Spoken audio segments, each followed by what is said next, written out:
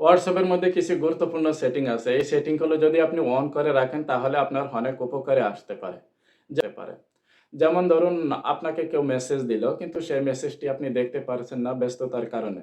কিন্তু অপর প্রান্তে থাকা যে ব্যক্তিটি আছে সেটি তো আপনার কাছে মাইন্ড করে বসে থাকতে পারে বা রাগ করতে পারে। তো এইরকম যদি পরিস্থিতি হয় তাহলে আপনি সহজে মুক্তি পেতে পারেন। যদি আপনি WhatsApp এর মধ্যে এই অপশনটি চালু করে রাখেন। দেন আমি চলে আসলাম মোবাইলের স্ক্রিনে। মোবাইলের স্ক্রিনে চলে আসার পর আমাকে এখন যে কাজটি করতে হবে যে WhatsApp অ্যাপসটা আছে আপনারা এই WhatsApp অ্যাপসে চলে আসবেন। অ্যাপসে চলে আসার পর এখানে আপনারা দেখতে পাচ্ছেন যে 3 ডট মেনু এই যে উপরে এই 3 ডট মেনুর উপর কি করবেন আপনারা ট্যাপ করে দিবেন। ওকে? এখানে ট্যাপ করে দেওয়ার পর এই যে নিচে যে অপশনটা দেখতে পাচ্ছেন সেটিং, এই সেটিং এ চলে যাবেন। ওকে? সেটিং এ আসার পর এখানে আপনারা একটা অপশন দেখতে পাচ্ছেন যে প্রাইভেসি নামের একটা অপশন এই যে এটার উপর কি করবেন আপনারা ট্যাপ করবেন। ওকে?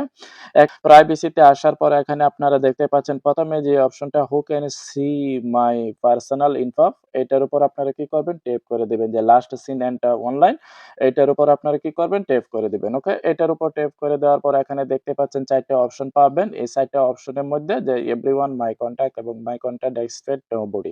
এটা আপনারা কি করবেন নোবডি করে রাখবেন। আপনি যদি এটা নোবডি করে রাখেন তাহলে আপনাকে কেউ মেসেজ দিল, কল দিল, আপনি তার মেসেজটি সিন করলেন বা দেখলেন, তবুও সে বুঝবে না যে আপনি তার মেসেজটি পড়ছেন কিংবা দেখছেন। ওকে? এটি আপনারা নোবডি করে রাখতে পারেন।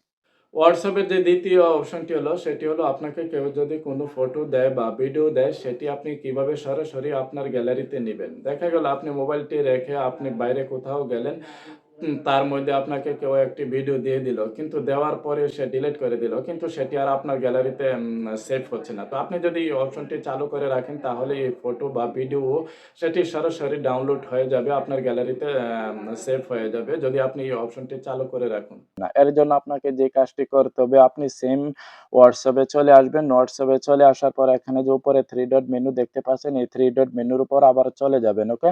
চলে যাওয়ার পর সেম আবার সেটিং এ যাবেন। সেটিং এ যাওয়ার পর আপনাকে কি করতে হবে? এখানে যে দেখতে পাচ্ছেন স্ট্রং এন্টার ডাটা এর নিচে এই অপশনটার উপর কি করবেন? ট্যাপ করে দিবেন। ওকে? এটার উপর ট্যাপ করে দেওয়ার পর এখানে আপনারা দেখতে পাচ্ছেন যে when using mobile data, okay? When using mobile data এটার উপর কি করবেন? আপনারা ট্যাপ করে দিবেন। এখানে ট্যাপ করে দেওয়ার পর দেখতে পাচ্ছেন এখানে photo, audio, video and document এই ৪ টা অপশন আছে। এই যে এই ৪ টা অপশন আপনারা কি করবেন? অন করে দিবেন। এটা যদি আপনারা অন করে দেন তাহলে আপনাকে কেউ যে ফটো দিল বা ভিডিও দিল দেখার আগে সে আবার অনেক সময় দেখা গেল ডিলিট করে দিল। কিন্তু দেওয়ার সাথে, সাথে আপনি যদি আ এটি অন করে রাখেন তাহলে আমি চালু করে রাখছি। এই যে এটা ৪ অপশন চালু করে রাখলাম। এখন কেউ যদি আমাকে ভিডিও দেয় বা কোনো মেসেজ যেই করে সেটি সরাসরি আমার গ্যালারিতে চলে আসবে। ওকে?